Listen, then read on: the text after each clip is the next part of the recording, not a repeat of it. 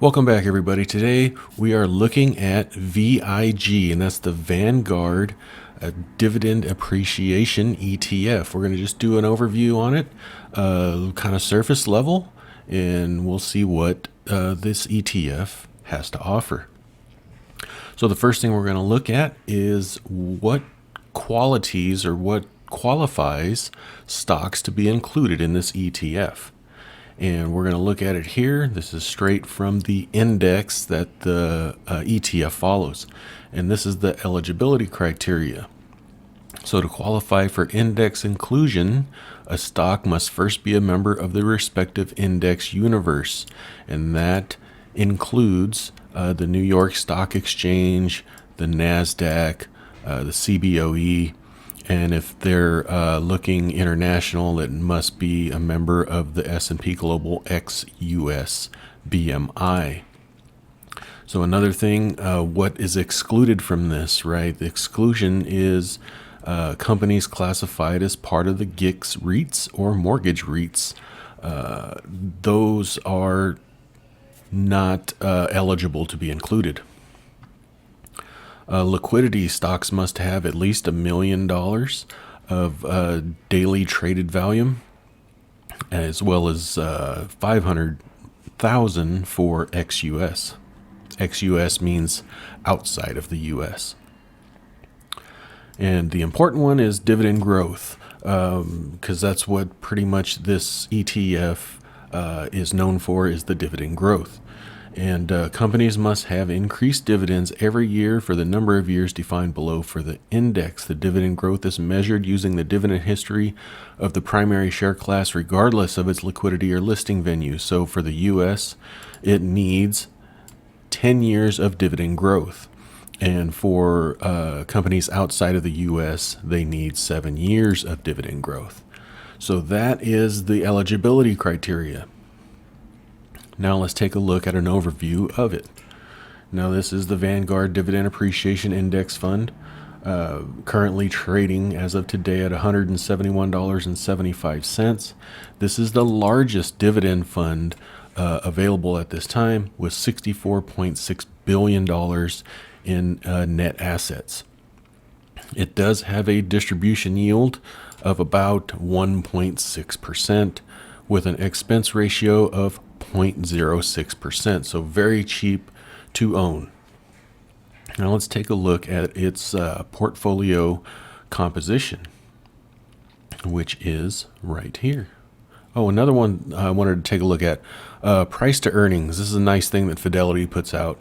VIG has a current price to earnings trailing 12 months of 23.21. So it's not necessarily a value fund, but it's a nice core holding. So let's take a look at its portfolio composition. Scroll over to here, and we'll look at the top 10 holdings. Microsoft at 5%, Home Depot at 3.5%, JP Morgan at 3.5%, United Health at 3.5%, J&J 3.5%. Procter & Gamble at 3%, Visa at 2.5%, Costco at 2%, Comcast just under 2%, and Accenture at 1.9%. 98% of the fund is in North America, another 2% in Europe.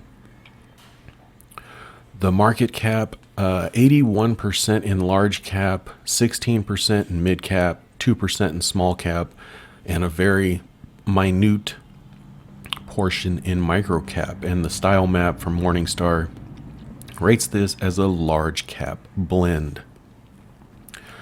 Now sector exposure, now keep in mind REITs are excluded here, and they need to have 10 years of dividend growth. So we have information technology of 20%, industrials at 15%, financials at 15%, healthcare at 13%, consumer staples at 13%, consumer discretionary 12%, materials at 5%, utilities at 3%, and communication services at 2%. So if you're looking to have some real estate exposure, you may want to own a different ETF outside of this one. If you're also looking for energy exposure, you know, the Exxon Mobils, the Chevrons of the world, you'll also need to own that outside of this ETF as well. Now let's take a look at the dividend growth of the entire fund. And we're going to use Seeking Alpha for that. Dividend growth, trailing 12 months is a whopping 15.83%.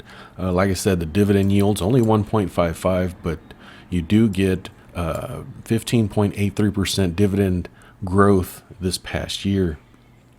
Over the past 3 years, 9.29% average, 5 years, 7.82% average, and 10 years is 8.54% average. So that is a pretty good dividend growth rate. If you look here, dividend growth has been going on for 8 years, so they did have a decrease somewhere in year 10, or so. Now what we'll take a look at real quick is the past 10-year performance of the ETFs. I'm just using 10 years to show kind of a long-term growth rate of these ETFs, and we're going to use etfchannel.com for that. And we'll put in here January 1st, 2012 to January 2nd, 2022, which is the date I'm recording this, and going 10 years back. And we won't compare it to anything. Well, let's compare it to the S&P 500. And we'll chart that. We'll take a look, let that calculate, and you'll see the Vanguard ETF has given you an average annual total return of 14.3% over 10 years, and versus the SPY of 16.27%. That is with dividends reinvested. So that's your overview for the Vanguard Dividend Appreciation ETF. Look for more of these as we go along. I might be doing these daily. We're just going to go down the list of all the dividend ETFs and do overviews of all of them. So if you enjoyed this, please like, share, subscribe, do all that good stuff. Share them on your social media. Leave me a comment down below. And you guys have a great day, and we'll talk to you later. Thanks. Bye-bye. I am not a financial advisor. The information contained in this video is for entertainment and informational purposes only. It is not intended to be investment advice. Please seek a licensed professional for any investment, tax, or legal advice. Thank you.